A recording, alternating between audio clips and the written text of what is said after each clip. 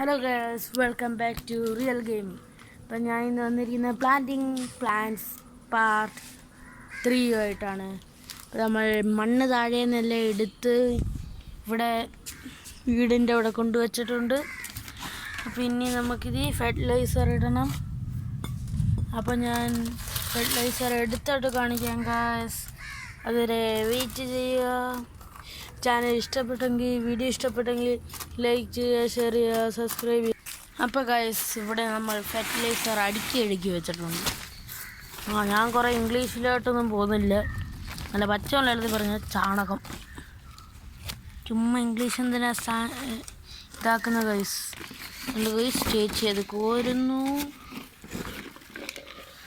എടുക്കുന്നു. അപ്പോൾ guys fertiliser നമ്മൾ ഇംഗ്ലീഷുകാരൊന്നും അല്ലല്ലോ, കേരളമല്ലേ, മലയാളം ഉള്ളി. പ്രധാന ഗൈസ് എടുക്കുന്നു. ചാണകമല്ല ഗൈസ്, ചാണകപ്പൊടി ഉണക്കിയത് ഇടുന്നു ഗൈസ്. ഇതാണ്ട് ഗൈസ്.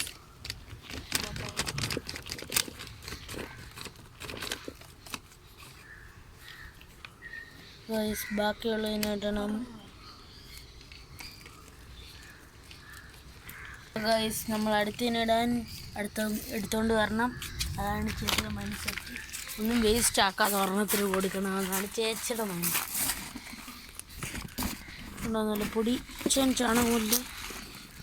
നിങ്ങൾക്ക് ഏതാണ്ട് കറുത്ത കളർ കാണാനില്ലേ, ഇതാണ് ഗൈസ്.